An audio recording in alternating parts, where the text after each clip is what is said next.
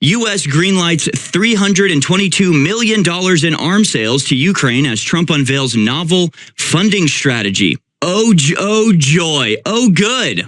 What an interesting number, too. 322 million. 322. That rings a bell, doesn't it? Approval of Hawk and Bradley systems mark a pivot in Trump's policy, a new arrangement demanding European nations cover costs of U.S. military equipment and substantially raise NATO defense outlays. So, yeah, I mean, is anyone keeping track of this? Is anyone keeping track of how much we're sending to Ukraine? I can't help but feel like at least once a week for the last 2 years, I've read another headline about another couple hundred millions of dollars. At this point, like we don't even mention it. It's just like on the third page of the newspaper, they just like casually drop like, and another $500 billion is going to Ukraine. This time a novel new funding mechanism. Yes, they are sneaking it in through the back door. And it's just, do we have any idea? Is anybody keeping account? Is anybody keeping track of this?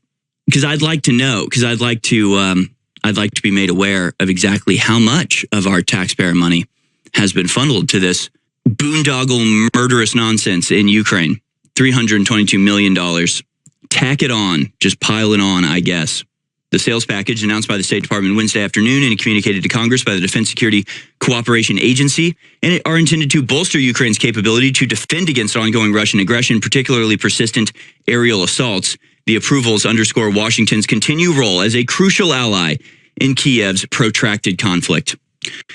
So that's not what we voted for. So that's actually the opposite of what we voted for. The Major Disaster Declaration allows FEMA's Individual Assistance Program to provide financial aid to homeowners and renters, while the Emergency Declaration makes public assistance available to local governments and state agencies to support response and recovery efforts.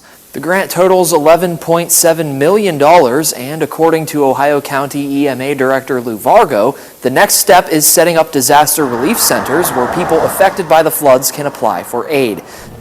Long way from being enough. A long way from being enough. Yeah, just to get another house just replaced and back up what it's doing, you're probably in the neighborhood of 80, 90,000. So, you take that by a number, we probably got at least 500,000-600,000 here, won't even touch what needs to be done. And then you take the state road, taking what they need, and a couple places taking it, because it's for everybody, for the big corporations. So, no, it's not enough. Trump is the Antichrist for Democrats. Look at the billboard when he won the election. Congratulations, Trump. Make Israel great. These billboards went up after he bombed Iran on a major highway in Tel Aviv, the main highway. Thank you, Mr. President. This is from Adam. This is a billboard in Tel Aviv, not America, Tel Aviv. The people of Israel know who Trump really works for, and it's not Americans. The billboard says, Mr. President, finish the job.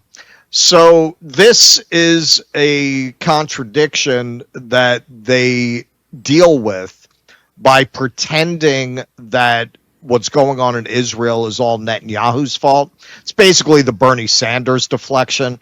Right? We must tell the Netanyahu government. They refuse to acknowledge that the whole premise of Israel is fascist, and that's why the country is so comfortable with Donald Trump. That's a natural partnership. The partnership with the Democrats, given what they like to pretend to stand for, is always very difficult to justify.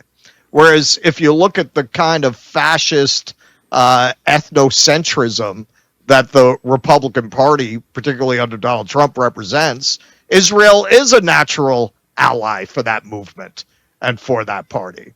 So that's not what we voted for. So that's actually the opposite of what we voted for. No, it's not enough. No, it's not enough.